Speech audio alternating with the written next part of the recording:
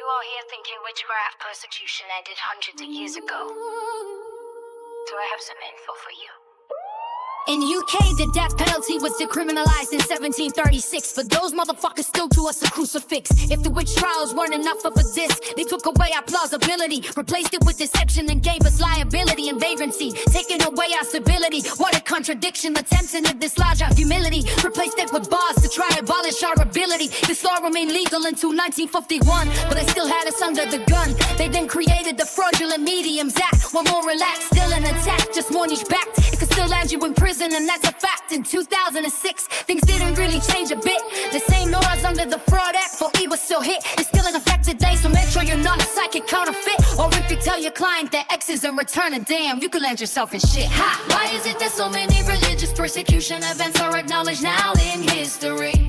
But to the common folk, the fires of persecution remain an untold mystery. One of the longest lasting hate crimes lasting almost 400 years. They were burned, beheaded, strangled, drowned, breast hanged. Remember their tears. Europe remains the largest continent to lead the fires. No surprise with the highest deaths demanded by the Holy Roman Empire, followed by Switzerland, France, and Scotland. Just because I haven't mentioned all countries, you're not innocent, including Finland. They destroyed records so we couldn't count the deaths, but it's in the millions if you count those who died in the poor conditions they were kept. And conveniently, recently, scholar Pepper do suggest estimates once again. History they reinvent, just like our history books have been destroyed, rewritten and dissected. The Roman Empire was so sadistic. These are some of the laws they scripted. Lex Cornelia, the sicariis, and veneficis. No real trials, just public crucifixion. Drones of beasts are burning alive. The imperial edicts where you would declare the enemy of the human race, and you were just lucky to survive. Punishment for possession, merely owning a book or magical laws got you deported or ended your life. If I detailed them all, I'd run out of data on my drive.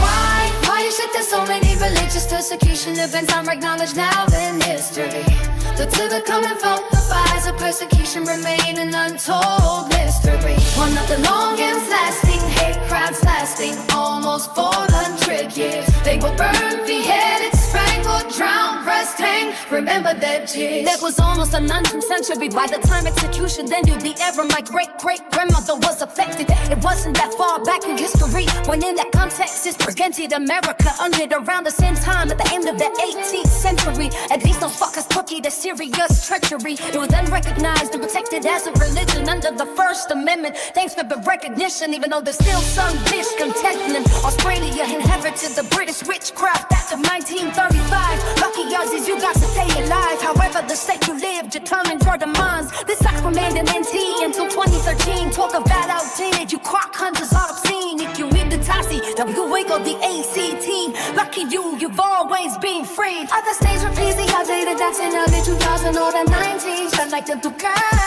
Getting out the legislation to put us on age. So if you ever think you've been truly free to practice as you please, true or wrong, you still remain one of the enemies. So wait to hush and gag those with proper villacies. Why is it that so many religious persecution and acknowledged in mystery?